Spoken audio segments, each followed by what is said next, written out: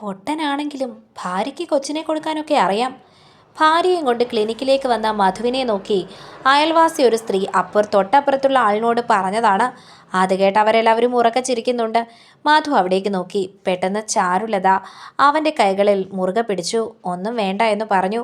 അവൾക്ക് വേണ്ടി മാത്രം അവനൊന്നും മിണ്ടാതെ നിന്നു.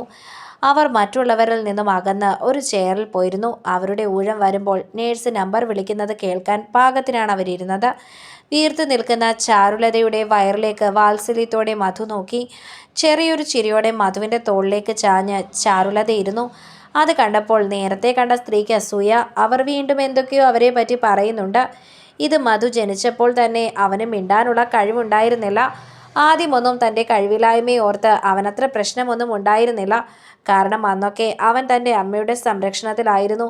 സംസാരിക്കാത്തവൻ്റെ നാക്കായി മാറി അവൻ്റെ അമ്മ.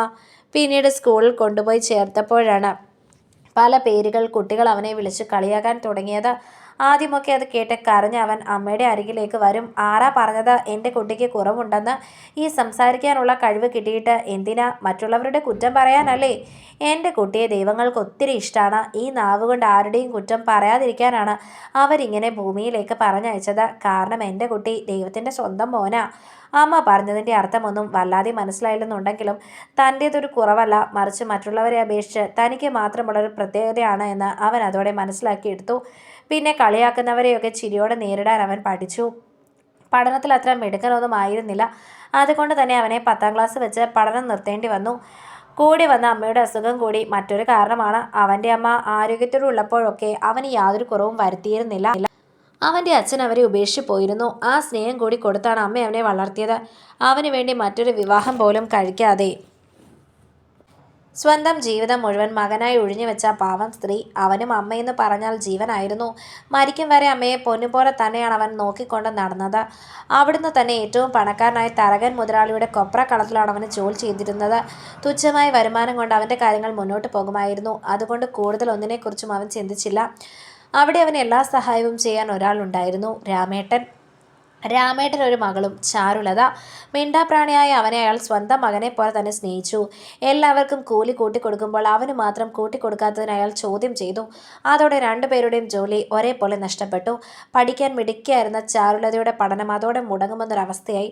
അവളെ പഠിപ്പിക്കാൻ വേണ്ടിയാണ് അവൻ ടൗണിൽ പോയി മീൻ മാർക്കറ്റിലും മറ്റും ജോലി ചെയ്ത് അതുവരെ കിട്ടിയ പൈസയോട് ഇരട്ടി കിട്ടാൻ തുടങ്ങി. രാമേട്ടനെ പിന്നീട് അവൻ ജോലിക്കൊന്നും വിട്ടില്ല. ആ കുടുംബം നോക്കാൻ തുടങ്ങി. ആ ഇടയ്ക്കാണ് ചാരുലതയ്ക്കൊരു വിവാഹാലോചന വരുന്നത്. നല്ല കുടുംബവും ചുറ്റുപാടുമുള്ള ഒരു ഗവൺമെൻറ് ഉദ്യോഗസ്ഥൻ. അതുകൊണ്ട് തന്നെ രാമേട്ടന് ഇതിൽ നല്ല താല്പര്യമുണ്ടായിരുന്നു. അപ്പോഴാണ് മധു ഒരു കാര്യം മനസ്സിലാക്കുന്നത്. ചാരുലത തൻ്റെ മനസ്സിൽ അത്രത്തോളം വേരുറപ്പിച്ചിട്ടുണ്ടെന്ന്. ഇനി അവളെ പറിച്ചെറിയുക എന്നത് പറഞ്ഞാൽ തന്നെ കൊണ്ട് സാധിക്കുമെന്ന് തോന്നുന്നില്ല. എന്നാൽ രാമേട്ടനോടത് പറയാനും അവന് മടിയുണ്ടായിരുന്നു. തനിക്ക് ഒരുപാട് കുറവുകളുണ്ട്. ഇതൊന്നും കുറവുകളല്ലാത്തത് തനിക്കും അമ്മയ്ക്കും മാത്രമായിരുന്നു എന്നൊരു സത്യം അവൻ മനസ്സിലാക്കിയിരുന്നു. ചാരുലതയെ പോലെ മിടുക്കിയായ ഒരു കുട്ടിയെ തനിക്ക് കല്യാണം കഴിച്ചു തരാൻ അവർക്ക് മടിയുണ്ടാകുമെന്ന് അവൻ ഊഹിച്ചു. അതുകൊണ്ട് ഉള്ളിൽ തോന്നിയ പ്രണയത്തെ അവൻ മനസ്സിൽ തന്നെ ഒതുക്കി. അവർ പെണ്ണ് കണ്ടുപോയി. അവർക്കെല്ലാവർക്കും കുഴപ്പമില്ലെന്ന് അറിയിച്ചു. രാമേട്ടൻ ഒന്നുകൂടി വയ്യാതെയായി. ജോലിക്കൊട്ടും പോകാൻ വയ്യാത്ത അത്രയും ക്ഷീണം. അതോടെ അയാൾ മധുവിനോട് കാര്യങ്ങൾ പറഞ്ഞു. ആലോചനയുമായി മുന്നോട്ട് പോയിക്കൊള്ളാനും കാര്യങ്ങൾ മുഴുവൻ അവൻ നോക്കിക്കൊള്ളാമെന്നും ഉറപ്പ് കൊടുത്തു.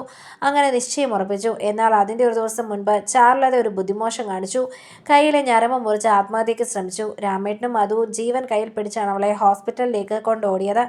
എന്തിനാണ് ഈ കടുങ്കൈ ചെയ്തത് എന്ന് ചോദിച്ചപ്പോൾ അവൾ പറഞ്ഞിരുന്നു, മധുവിനെ അവൾക്ക് മറക്കാൻ കഴിയില്ലെന്ന്. മറ്റൊരാൾക്ക് കഴുത്ത് നീട്ടി കൊടുക്കാൻ പറ്റില്ല എന്ന്. അത് കേട്ടതും മധുവിനെ ലോകം കീഴടക്കിയ സന്തോഷമായിരുന്നു. രാമേട്ടനും ആ ബന്ധത്തിന് എതിർപ്പുണ്ടായിരുന്നില്ല. എതിർപ്പും സംശയങ്ങളും നാട്ടുകാർക്കായിരുന്നു. അവർക്കുണ്ടാകുന്ന കുഞ്ഞിന് മിണ്ടാൻ പറ്റില്ല എന്ന് വരെ അവർ പറഞ്ഞു. എന്നാൽ അതൊന്നും കാര്യമാക്കിയില്ല. മധുവും ചാരുവും അവരുടെ മനോഹരമായ ജീവിതം മുന്നോട്ട് കൊണ്ടുപോയി. ഒടുവിൽ അവരുടെ പ്രണയത്തിൻ്റെ ബാക്കി പത്രം അതിൻ്റെ വരവറിയിച്ചു. അപ്പോഴും വായിൽ വരുന്നതെല്ലാം പറഞ്ഞു. എന്നാൽ അതൊന്നും കേൾക്കാൻ പോലും സ്വന്തം കാര്യം മാത്രം നോക്കാൻ പഠിച്ച് അവരെ പഠിപ്പിച്ച മധു ആയിരുന്നു. മധുവിൻ്റെ അനുഭവങ്ങളായിരുന്നു ഇന്ന് ഏവരെയും അസൂയപ്പെടുത്തിക്കൊണ്ട് ആ കുടുംബം വളരെ മനോഹരമായി മുന്നോട്ട് പോവുകയാണ്. ഏറെ വൈകാതെ അവർക്ക് കൂട്ടായി ഒരു കുഞ്ഞു രാജകുമാരി ജീവിതത്തിലേക്ക് എത്തി. കഥ നിങ്ങൾക്കിഷ്ടമായെങ്കിൽ ലൈക്ക് ചെയ്യൂ. നിങ്ങളുടെ അഭിപ്രായങ്ങൾ കമൻ്റായി രേഖപ്പെടുത്തൂ.